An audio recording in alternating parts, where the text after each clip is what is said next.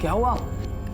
पता नहीं, थोड़ा डिजी सा लग रहा है। हाँ एक्चुअली हो रहा होगा यार, हम इतनी लंबी राइड लेके आ रहे हैं ना धूप में, इसलिए।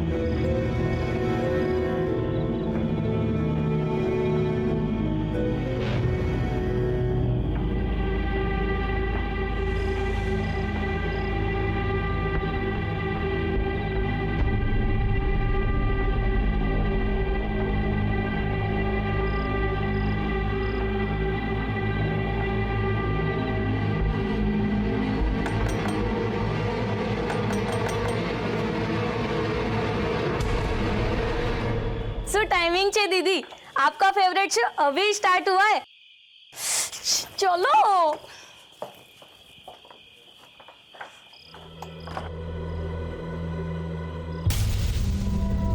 हेतल, आगे बेटा। तेरे पापा कब से तेरी फिक्र कर रहे हैं। हेतल, कुछ हुआ है क्या बेटा? तेरे चेहरे का रंग क्यों उड़ा हुआ है? नहीं पापा, बहुत थक गई हूँ, थोड़ा आराम करूँगी तो ठीक हो जाऊँगी।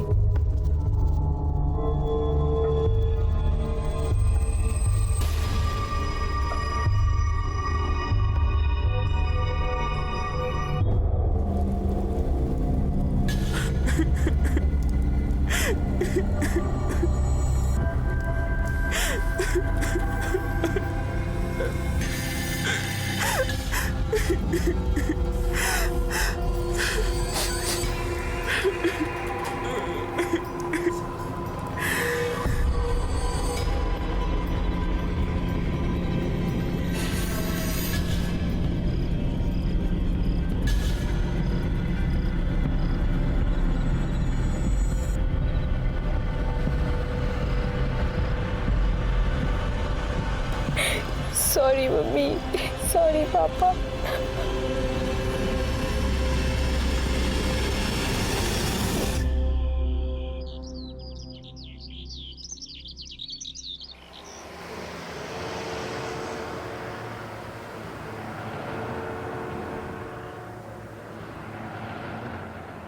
ये लड़की भी ना कितना सोएगी।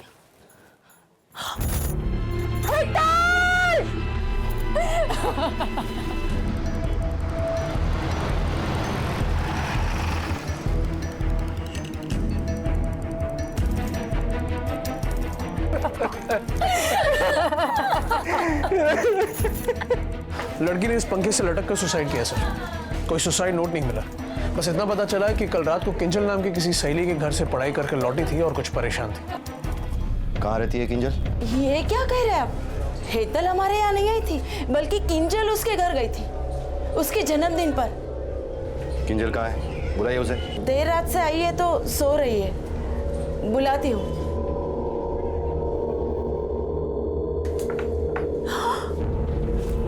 किंजल!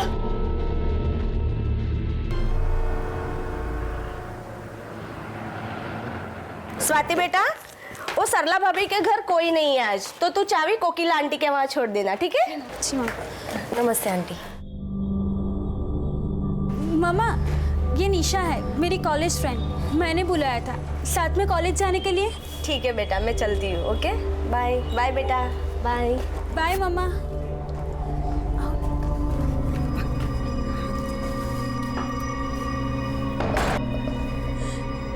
किंजल और हेतल दोनों ने, अब हम नहीं बचेंगे। उन्होंने कहा भी था उससे।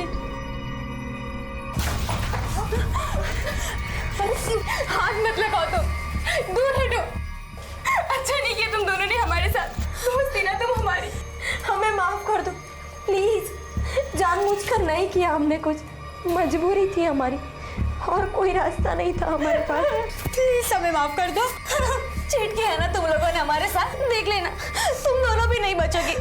पनिशमेंट मिलेगी, बहुत बड़ी पनिशमेंट। ये सब हमारी वजह से हुआ है, वी आर रिस्पॉन्सिबल। अब हम नहीं बचेंगे। पुलिस आती ही होगी, हमारे घर वालों को सबको सब पता चल जाएगा। अब बस एक ही रास्ता है हमारे पास।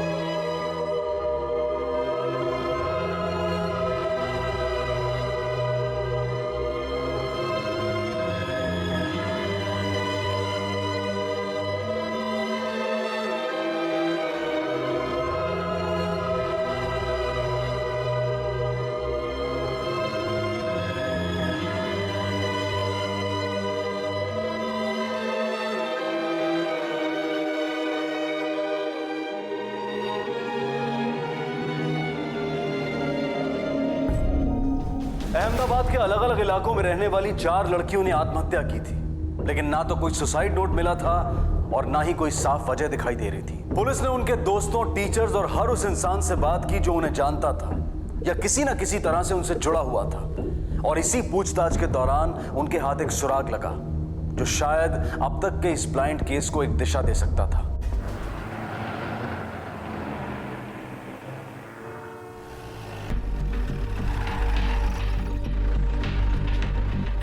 सर, चारों लड़कियों की कॉल डिटेल्स आ गए हैं। निशा और स्वाति एक ही कॉलेज में पढ़ते थे और हेतल और किंजल एक ही कोचिंग क्लास में। स्वाति हेतल की सहेली थी, इसलिए चारों एक दूसरे को जानते थे। घटना के दिन हेतल और किंजल ने अपने घर पर झूठ बोला था कि वो पढ़ने के लिए एक दूसरे के घर पर जा रहे हैं। पढ़ने नहीं गई थी तो कहाँ गई थी? सर, उनकी कॉल डिटेल से ये पता चलता है कि दोनों घर से कॉलेज के लिए तो निकली थी, पर असल में जयपुर के लिए उन लोगों ने फ्लाइट पकड़ी और रात को 9:30 बजे अहमदाबाद वापस आई। और निशा और स्वाति? सर, वो दोनों यहीं अहमदाबाद में थी, पर दोनों फ्रीक्वेंट ट्रैवलर्स हैं। पिछले 6 महीने में तकरीबन 15 या 20 बार शहर से बाहर, कभी जयपुर, दिल्ली, या तक कि कोलकाता फ्लाइट से गई हैं। कभी साथ साथ, कभी अलग अलग। कोई और डिटेल्स, बैंक अकाउंट्स वगैरह? सब क्लियर है सर, कोई ऐसी बड़ी ट्रांजैक्शन नहीं है। स्वाति की सहेलियों के हिसाब से स्वाति का एक बॉयफ्रेंड था राहुल, जिसके साथ उसका ब्रेकअप हो गया कुछ महीने पहले, मगर इसका निशा, हेतल और किंजल से अभी कोई कनेक्शन नहीं दिखता। और हाँ सर, घटना के दिन से राहुल का फोन बंद है, पर हमें उसका एड्रेस मिल गया। उठाओ इस राहुल को।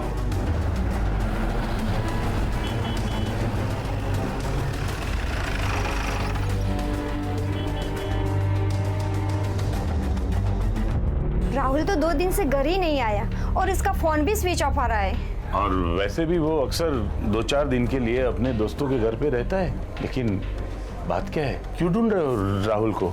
वो आपको जल्दी पता चल जाएगा। उसकी कोई फोटो मिलेगी?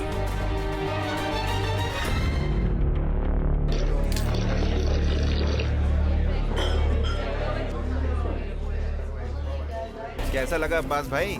वाह घोची, ये तो बड़ा धमाका है ये। लेकिन अपने भावसार की बेटी है ना? हाँ हाँ।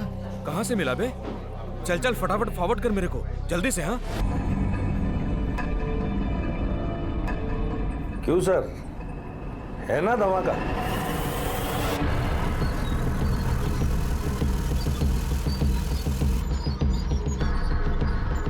અમદાવાદની ગોરી છોકરીઓના કાલા કારનામાનો પહેલો કિસ્સો, બાકી કિસ્સા કાલથી રોજ.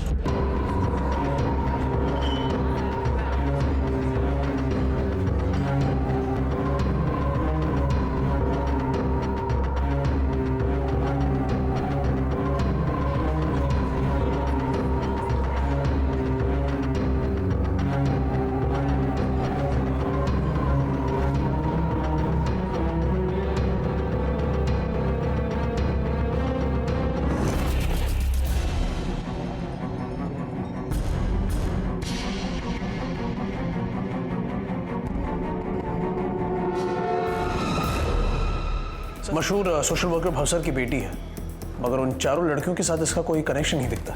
सवाल यह है कि इस अखबार के पास ये तस्वीर आई कहां से, और इनका ये हेडिंग पहली किस्त। इसका मतलब तो ये हुआ कि इन लोगों के पास दूसरी लड़कियों की भी तस्वीरें हैं जो वो आगे छापने वाले हैं। कहीं उन चारों लड़कियों की सुसाइड की वजह ऐसा कोई स्कैंडल तो नहीं? हो सकता है सर। अहमदाबाद जैसे खूबसूरत शहर में अखबार में छपी उस एक खबर के बाद जैसे जवान लड़कियों की सुसाइड की बाढ़ सी आ गई। 24 घंटे गुजरते गुजरते शहर के अलग अलग इलाकों में लगभग 22 लड़कियां सुसाइड कर चुकी थी। पूरे शहर में मातम का माहौल था। जवानी उम्मीद और जोश का दूसरा नाम होता है। तो फिर ऐसा क्या हुआ था जिसने इन लड़कियों को इतना निराश, इतना नाउम्मीद कर दिया था कि उन्हें अपने ही हाथों से अपनी जान लेने जैसा बड़ा कदम उठाना पड़ा। यह मामला काफी गंभीर था और पुलिस ने भी इसे गंभीरता से लिया।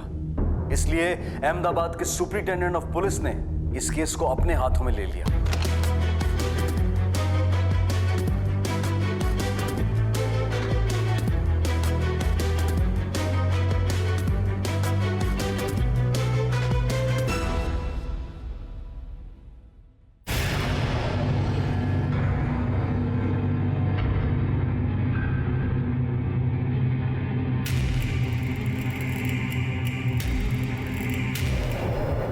सर, उस खबर के छपने के बाद से अब तक शहर के अलग अलग एरियाज में कुल मिलाकर 22 लड़कियां सुसाइड कर चुकी है। इन सभी लड़कियों को 5 ग्रुप में बांटा जा सकता है।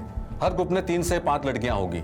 सब एक दूसरे से कनेक्टेड, आपस में सहेलियां थी या सहेली की सहेली। कुछ कॉलेज में साथ पढ़ा करती थी तो कुछ कोचिंग क्लासेस में।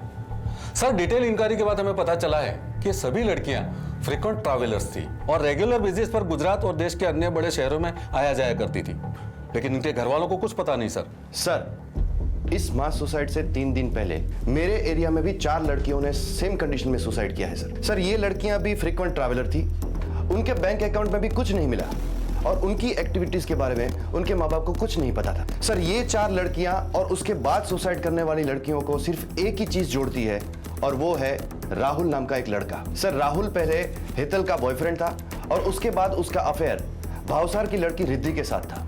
सर, ये लड़का हेतल के सुसाइड के दिन से ही कहीं गायब है। अभी तक उसकी कोई लीड नहीं मिली। और जिस पेपर में इनकी न्यूज छपी थी, सर, उसके रिपोर्टर और एडिटर को हमने हिरासत में ले लिया है। सर वो अपना गोची है ना, जो घंटा घर 4 रास्ता पे चाय की दुकान पे काम करता है, अक्सर छोटी मोटी खबरें वही मुझे देता है और ये एमएमएस भी उसी ने मुझे दिया था, तो हमने स्टील करके छाप दिया। सर, वो मशहूर समाज सेवी भावसार भाई की बेटी थी, तो हम लोगों ने सोचा कि बड़े घर की बेटी है, खबर छाप देंगे तो हमारे अखबार की बिक्री भी ज्यादा हो जाएगी। ये पहली किस्त से क्या मतलब है तुम्हारा? और भी एमएमएस है तुम्हारे पास? नहीं सर, मेरे पास तो नहीं है, लेकिन वो गोची बोल रहा था कि उसके पास और भी है।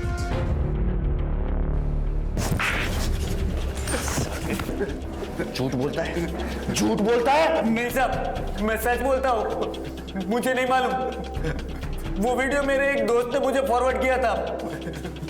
मुझे लगा ये खबर बहुत अच्छी है तो मैंने आभास भाई को फॉरवर्ड कर दी और मेरा दोस्त तो मुझे ये भी कहता था कि उसके पास बहुत सारे वीडियोस है। कौन है ये तेरा दोस्त? कहाँ रहता है? कोची के उस दोस्त ने पुलिस से कहा कि उसे वो एमएमएस उसके किसी दोस्त से मिला था और जब पुलिस ने उसके उस दोस्त को पकड़ा तो उसने भी यही कहा कि उसे वो एमएमएस अपने किसी और दोस्त से मिला था। यह सिलसिला यूं ही चलता रहा और एक चेन सी बनती गई और लगभग 16 से 17 लड़कों से पूछताछ करने के बाद आखिर पुलिस उस लड़के तक पहुंची जिसके मोबाइल से पहली बार उस एमएमएस को भेजने का सिलसिला शुरू हुआ था। चलो सर, उसका नाम राहुल है। अपना लैपटॉप डाल कर गया था मेरे दुकान पे रिपेयर करवाने के लिए। उसी में 3 एमएमएस थे सर। मुझे अच्छे लगे तो मैंने आगे फॉरवर्ड किए, दोस्तों को दिखाए। उसके आगे का सर मुझे कुछ नहीं पता। सर, बाकी के जो 2 एमएमएस हमें मिले हैं उसमें एक हेतल का है, उसके साथ राहुल है, लेकिन दूसरा एमएमएस जो हमें मिला है उसमें कोई और लड़का है सर। इसका मतलब ये कि इस स्कैंडल में राहुल के अलावा और भी लड़के इन्वॉल्व हो सकते हैं, लेकिन जिन जिन लड़कियों ने सुसाइड किए हैं कहीं ना कहीं उसकी वजह ये एमएमएस ही है। और ये 3 एमएमएस देखकर तो ये लग रहा है कि उनमें जो लड़के हैं वो उन लड़कियों के काफी करीबी थे, बॉयफ्रेंड टाइप्स। Right sir. एक काम करो, हमारी पूरी टीम लगा दो।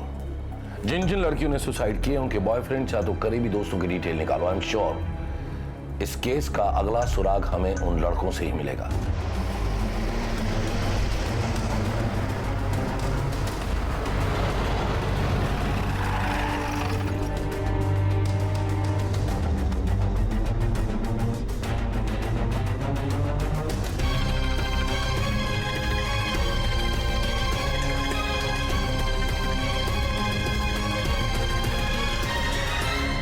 पुलिस की एक बड़ी टीम हर उस लड़के की तलाश में जुट गई जो किसी भी तरह से इन लड़कियों के करीब था।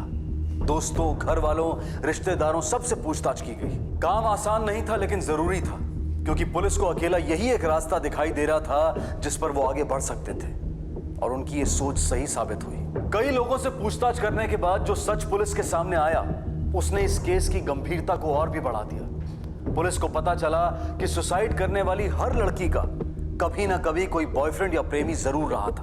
उनके इन्हीं प्रेमियों ने उन्हें धोखे से नशा कराकर उनके साथ संबंध बनाए, और उनके ही किसी साथी ने उनकी इस घृणित हरकत को कैमरा में कैद कर ये एमएमएस बनाए। सर, जिन लड़कियों ने सुसाइड किया था उन सबके बॉयफ्रेंड्स ने उन्हें ड्रग्स देकर एमएमएस बनाया है। सर, इंट्रोगेट करने के बाद हमें यह पता चला है कि एक लड़का किसी दूसरे लड़के को हायर करता था। एमएमएस बनाने के बाद उसे पैसे मिल जाते थे और वो दूसरे किसी नए लड़के को हायर करता था। और सर, सबसे इंटरेस्टिंग बात यह है कि इस पूरी चेन की सबसे पहली कड़ी है राहुल। उसी ने पहले लड़के को हायर किया था। इसका मतलब जब तक हम इस राहुल को नहीं ढूंढ लेते ये केस आगे नहीं बढ़ेगा। Yes sir. Sir, Kalupur station के पास नाले में राहुल की लाश मिली। व्हाट? यस सर, चाकू से गोद कर उसे मारा गया है। तलाशी के दौरान कालूपुर पुलिस को उसकी जेब से एक सिम कार्ड मिला जो उसके नाम पे रजिस्टर्ड है। सर, कॉल रिकॉर्ड में सिर्फ एक लैंडलाइन नंबर मिला है जहां से उस सिम कार्ड पर कॉल आते और जाते थे। अब तक हमारी पूरी इन्वेस्टिगेशन सिर्फ और सिर्फ एक ही शख्स की तरफ जा रही थी, राहुल। राहुल के खून के पीछे दो पॉसिबिलिटीज हो सकती है। एक, या तो उसे उसी की शिकार हुई किसी लड़की या उसके करीबी ने मार दिया हो, और दूसरा, शायद इस एमएमएस गिरोह का सरगना राहुल नहीं बल्कि कोई और है, और जिसने अपना राज खुल जाने के डर की वजह से राहुल को अपने रास्ते से हटा दिया हो। वो जो दूसरी सिम से लैंडलाइन नंबर मिला है, किसका है वो? दरअसल ये नंबर एसजी हाईवे एरिया के पब्लिक फोन का है। काफी बिजी चौराहा है ये। यहाँ बाकी दुकानों के साथ एक बड़ा और फेमस कोचिंग सेंटर भी है। वहीं दीवार पे ये फोन लगा है। ये एरिया लड़के और लड़कियों का मीटिंग पॉइंट है सर। एक इंपॉर्टेंट बात हमारे सामने है जिस पर हमने अब तक ध्यान नहीं दिया। What? जितनी भी लड़कियों ने सुसाइड किया है उनका कोई ना कोई कनेक्शन इस कोचिंग क्लास के साथ था। या तो वो यहाँ पढ़ती थी, या पहले पढ़ चुकी थी, या फिर किसी की सहेली या बॉयफ्रेंड यहाँ पढ़ता था। और वो फोन भी इसी एरिया में लगा है सर। मतलब उस पीसीओ बूथ पर फोन करने के लिए राहुल का इस सेपरेट सिम का यूज करना, मतलब इससे साफ जाहिर होता है कि राहुल के लिए ये नंबर बहुत ही खास था। और अगर हम ये मान लेते हैं कि इस एमएमएस गिरोह का सरगना राहुल नहीं बल्कि कोई और है, तो इस पीसीओ बूथ के नंबर का इस्तेमाल वो अपने और गैंग मेंबर्स के साथ कांटेक्ट करने के लिए करता होगा। परमार, तुम एक काम करो, तुम अपनी एक छोटी टीम बनाओ और सिविल में उस पीसीओ बूथ के आसपास तैनात रहो। हम राहुल के इस दूसरे नंबर से उस पीसीओ बूथ पर फोन करेंगे, और जो कोई भी फोन उठाकर हमसे बात करेगा वही तुम्हारा शिकार होगा, एमएमएस गिरोह का बॉस। सर, अब ये एमएमएस किंगपिन हमसे ज्यादा दूर नहीं।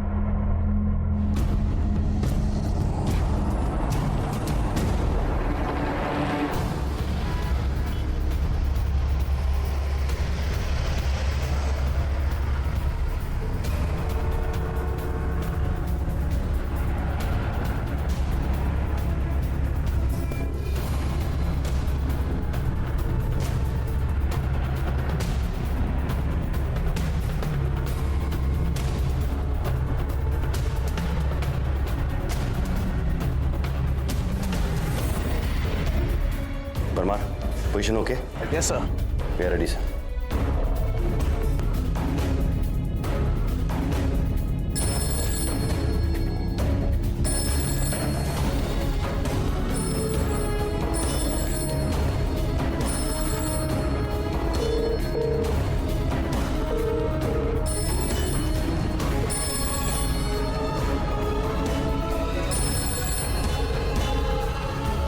कोई मूवमेंट है वहां पर? वैसे यहाँ पर कोई नहीं है, कोई मूवमेंट नहीं है।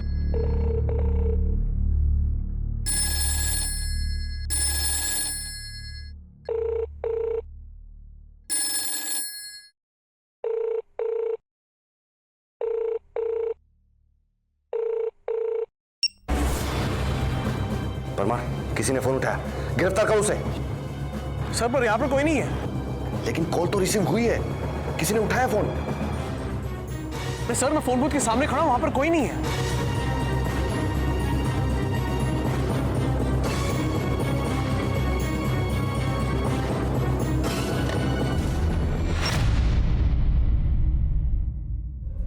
बाद में बात करता हूँ। सर, बूथ पर तो कोई आया नहीं, तो ये फोन रिसीव किसने किया?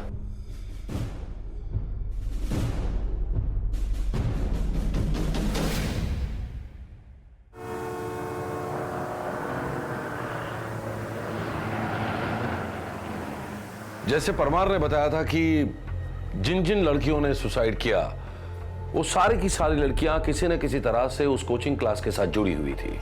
Yes sir. तो हो सकता है कि इस वक्त भी उस कोचिंग क्लास की कोई ना कोई लड़की एक्टिव हो।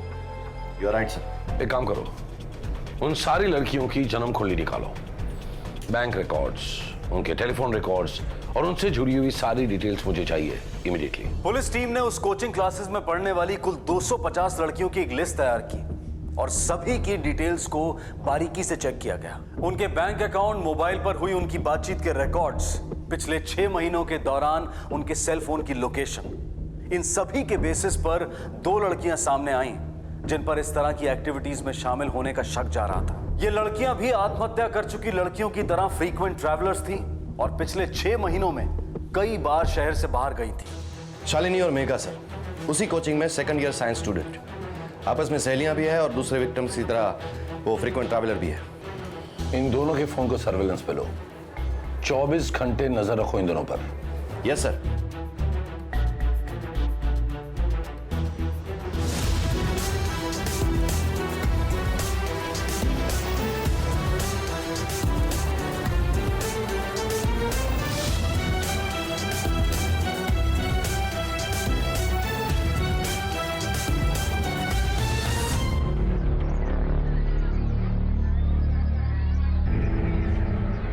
वेलकम बच्चा लोग।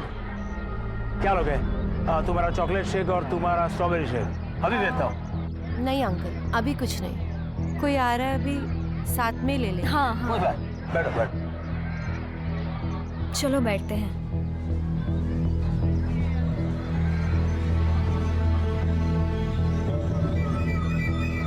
हाय hi, how are you? We are fine. Fine. तू बता कैसी है? कैसे चल रहे हैं स्टडीज? बहुत अच्छी।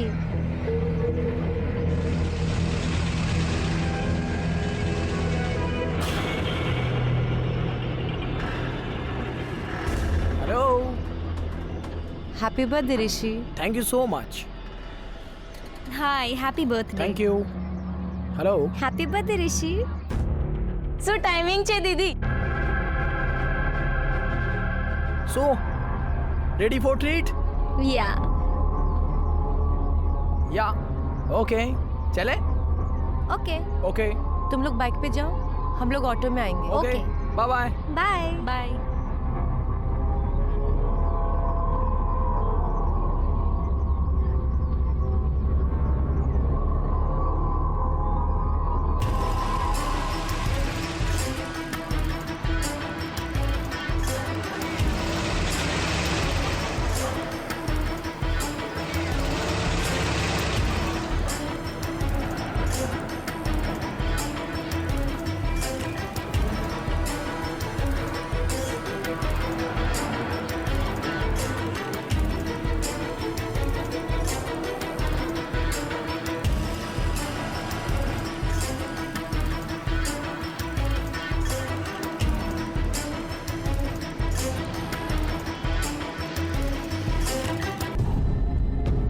सर, वो लड़का उस लड़की के साथ गांधीनगर एरिया की तरफ बढ़ रहा है। राहुल उनका पीछा कर रहा है। तुम भी अपनी एक टीम लेकर निकलो।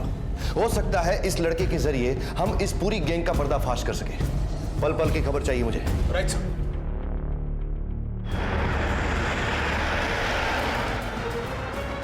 राहुल, तुम उन पर नजर रखो। हम निकल चुके हैं, तुम्हें जल्दी ज्वाइन करेंगे।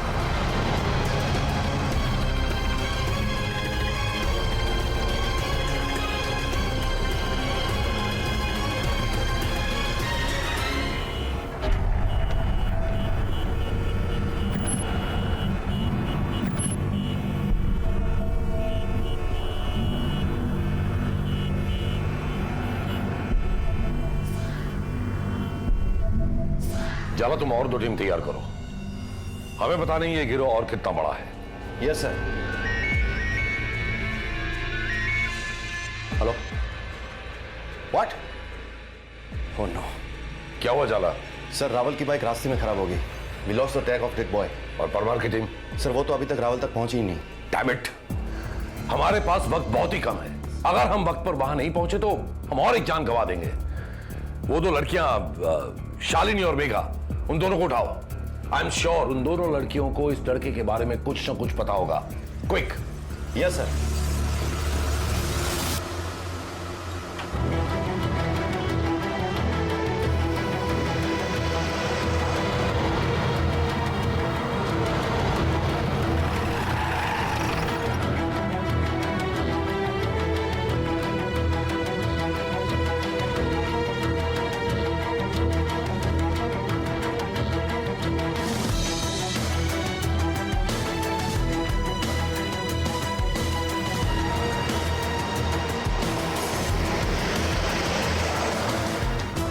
या कम।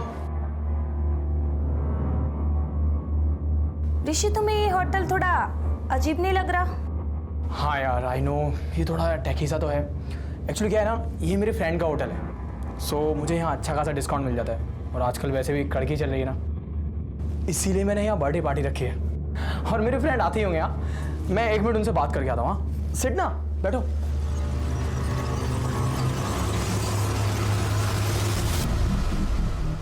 सर ये तो हिमानी है, हेतल की छोटी बहन। वही हेतल जिसकी सुसाइड की खबर हमारे पास सबसे पहले आई थी। ऋषि हिमानी को लेकर कहां गया है? सर हमें सच में कुछ नहीं पता सर। सर एक्चुअली इन लोगों का कोई एक ठिकाना नहीं है sir.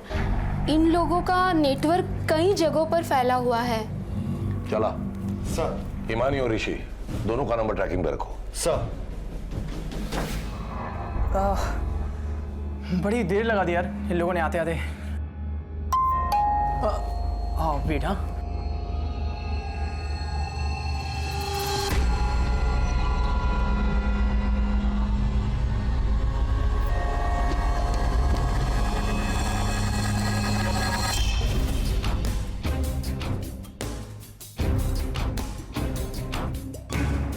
Yes sir, we are trying our level best.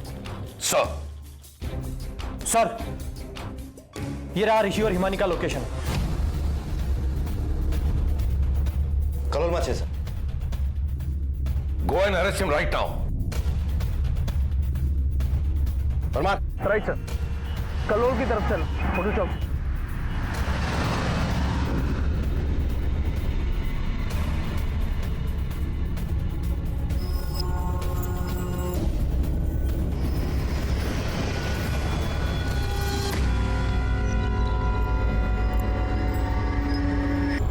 हे, क्या हुआ? पता नहीं, थोड़ा डिजी सा लग रहा है। हाँ एक्चुअली हो रहा होगा यार, हम इतनी लंबी राइड लेके आ रहे हैं ना धूप में, इसलिए। हाँ शायद।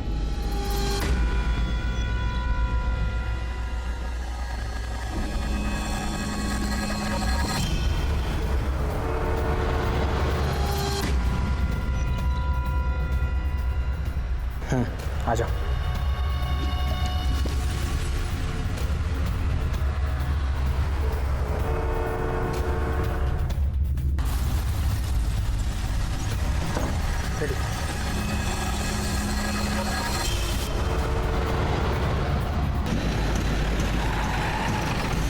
सर यही है वो होटल, चल। किधर है वो दोनों? हाँ? किधर है वो दोनों? सर ऊपर रूम नंबर 104 में रहने वाले, इसको लेके जाए।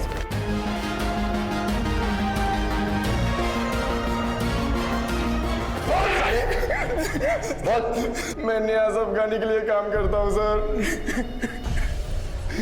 पहले मैं एमएमएस बनाकर राहुल को सेंड करता था, लेकिन राहुल के मर जाने के बाद मैं डायरेक्ट एमएमएस अफगानी सर को सेंड करने लगा। अब तक मैंने 7 लड़कियों के साथ एमएमएस बनाए और 4 लड़कों को हायर किया। ये अफगानी एमएमएस का क्या करता है?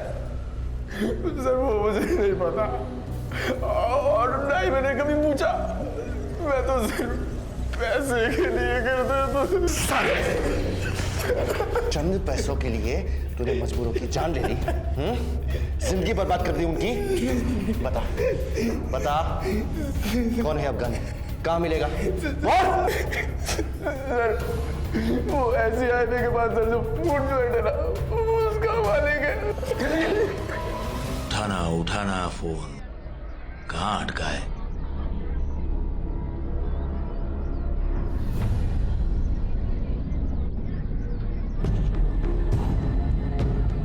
हाँ जी मालिक, क्या लेंगे आप?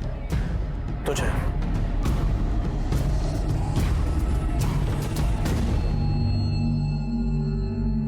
अमीर बनना था मेरे को, एकदम जल्दी। और ये नाश्ता पानी का दुकान चलाकर अमीर नहीं बन सकता। तो अक्सर अपने दिमाग में तिकड़ में फिरता रहता था अमीर बनने की। फिर एक दिन एक दोस्त ने मुझे अचानक बताया कि वैश्या नहीं, होटल लाइन में उसे कॉल गर्ल कहते हैं। मेरी होटल में रोज आती हैं ऐसी लड़कियां। एक रात का 50-60 हजार रुपया आराम से लेकर निकलती है। मेरी होटल में एक NRI आकर ठहरा है। उसे लड़की चाहिए, लेकिन उसकी शर्त यह है कि उसे कॉल गर्ल नहीं, कॉलेज की यंग लड़की चाहिए, एकदम फ्रेश माल। और ऐसा एक नहीं, ऐसे तो कई आते हैं रोज मेरी होटल में। अगर लड़कियां हो तो लाखों के नहीं, करोड़ों के वारे न्यारे हो सकते हैं।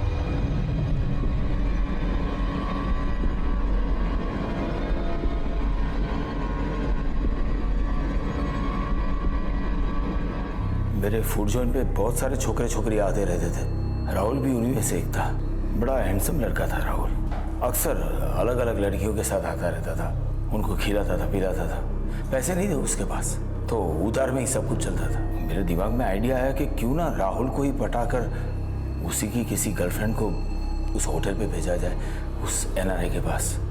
एक दिन का 1 लाख रुपया। मैंने बात की राहुल से। क्या बकवास कर रहे हो आप? दिमाग खराब हो गया है क्या आपका? मैं अपनी गर्लफ्रेंड के साथ ऐसा करूंगा? अबे यार, तेरे को कहाँ शादी बनानी है सबके साथ? ऐसी तो करना है। अब साथ में थोड़े पैसे मिलते हैं तो क्या दिक्कत है? मैंने 10,000 रुपए दिए राहुल के हाथ में, पेश की। बोला और भी दूंगा। राहुल भी लालच में आ गया। मैंने राहुल को छोकरी के साथ होटल में बुलाया।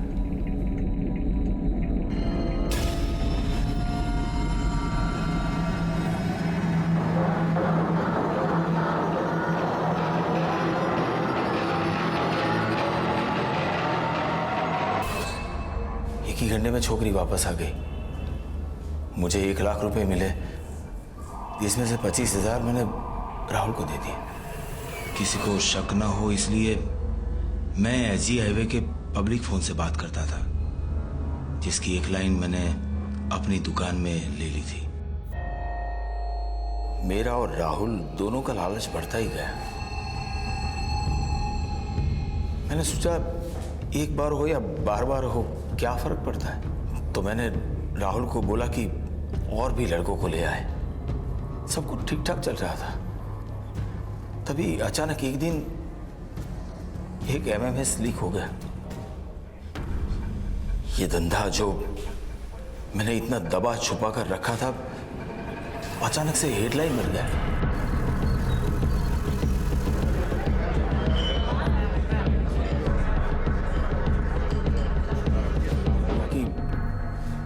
राहुल ही एक ऐसी कड़ी है जिसके जरिए पुलिस मुझ तक पहुंच सकती है। तो मैंने राहुल को ही रास्ते से हटा दिया। तुम्हें कुछ अंदाजा भी है तुम्हारे चंद रुपयों की लालच ने कितनी जवान जिंदगियां बर्बाद कर दी, कितने परिवार उछाड़ दिए?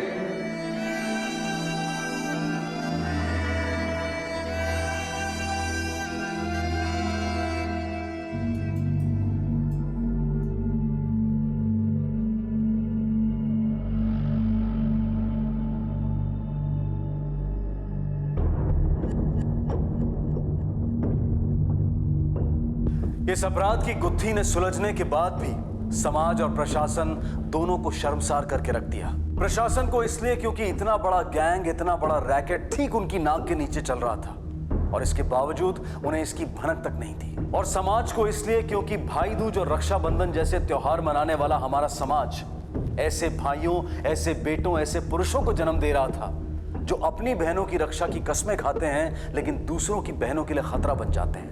अब समय आ गया है कि हम अपनी बेटियों को खुद अपनी रक्षा करना सिखाएं और बेटों को सीख दें कि वो समाज की दूसरी लड़कियों के साथ भी उसी तरह से पेश आएं, उनके साथ वैसा ही सुलूक करें जैसा वो अपनी बहनों के लिए चाहते हैं। हम उम्मीद करते हैं कि हमें इस तरह की कहानी दोबारा कभी देखने को न मिले। इसी विचार के साथ मैं अनूप सोनी आपसे विदा लेता हूं। फिर मुलाकात होगी अगले एपिसोड में एक और चौंका देने वाले केस के साथ। तब तक अपना और अपने परिवार का ख्याल रखें और देखते रहें क्राइम पेट्रोल डायल 100। सबक एक को सीख